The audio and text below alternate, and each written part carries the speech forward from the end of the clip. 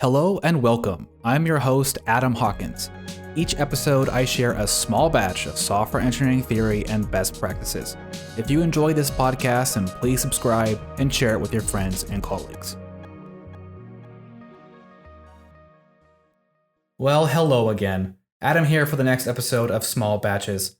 I'm going to switch gears away from the 12.1 Factor app for a while, but rest assured I will return to this thread with a vengeance. Also, I've recorded 2 different hour-long episodes with Jason Sweat on his podcast, Rails with Jason. We talked about DevOps, continuous delivery, testing, and more. I'll publish them as bonus episodes when they're available. I think you'll enjoy them. Alright, today we're covering the 4 types of work. Here we go.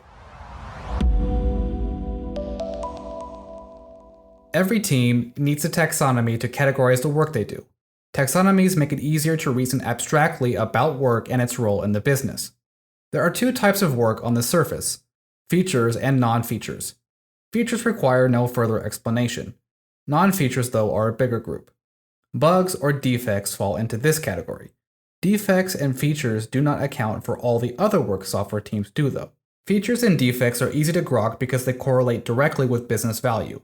Features attract customers, and defects are broken features or quality regressions. Teams do more than develop features and just squash bugs, though. Engineers spike on new problems, developers refactor code and pay down technical debt. There's also the routine maintenance of library updates and security features. These don't fit squarely into bugs or features. So, how are they classified? These examples demonstrate the 2 remaining types of work: debts and risks. Activities like refactoring or updating libraries are debts because they improve the system. This work focuses on the team's ability to sustainably deliver the other 3 types of work. Risks address security, privacy, or compliance exposures. The 4 types of work create a zero-sum model for choosing which support business objectives. So if a team devotes 100% of their capacity to features, then there's no capacity to fix bugs, pay down technical debt, or de-risk the business. A startup with fixed runway may choose to do this. Subsequently, they may devote more capacity to debts and bugs once they clear the runway. On the other hand, a business with strong regulatory requirements like banking or healthcare may allocate the majority of their capacity to risks since that's a core business priority. The point is that a business's distribution of features, defects, risks, and debts will vary over time as business goals change. The 4 types of work enable different members of the organization to understand the business value of each and the relative prioritization trade-offs. Now let's step back. Consider the 3 ways of DevOps: flow, feedback, and learning. DevOps applies the 3 ways to the engineering value stream.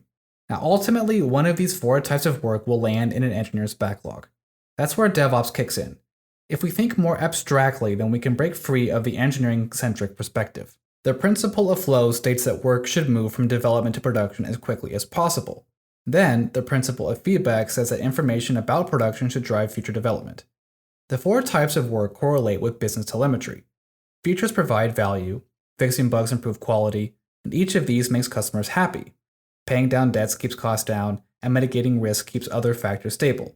So, work, that's features, defects, debts, and risks, flow left to right across the value stream, resulting in changes to value, quality, cost, and happiness. This is the underpinning of the flow framework. Mick Kirsten introduced the flow framework in his book Project to Product, published by IT Revolution Press. That's the same publisher behind the DevOps Handbook, Accelerate, and the Phoenix Project, just to name a few. Here's the tip of the iceberg on the flow framework. The flow framework applies the DevOps principles to the entire business. The flow framework models the business as a networked value stream. The value stream turns, quote, flow items, represented by the 4 types of work, into business value. Businesses can track the value stream network with 4 metrics. Flow velocity measures how many items were completed over a period of time. Flow time measures how long it takes to go from, quote, work started to, quote, work complete, including any wait time along the way. Flow efficiency is the ratio of active versus wait time as a proportion of the total flow time. And lastly, flow load measures the number of items in progress on a current value stream. There's more to the flow framework that I can cover in a single episode of this podcast. I think this is a good jumping off point for your own research, though. I've already written a dedicated guide to Project to Product, which you can get for free. Visit smallbatches.fm/9 for links to my free guide, an infographic on the flow framework, and trust me, this makes much more sense visually, and other great material from Mick Kirsten. That's all for this one, folks. Thanks for listening, and happy shipping. Want to learn more about DevOps but don't have time for books? Then sign up for my free email course at freedevopscourse.com. The course details the 3 ways in depth, along with continuous delivery, trunk-based development, and much more over the course of 9 days. Sign up now at freedevopscourse.com.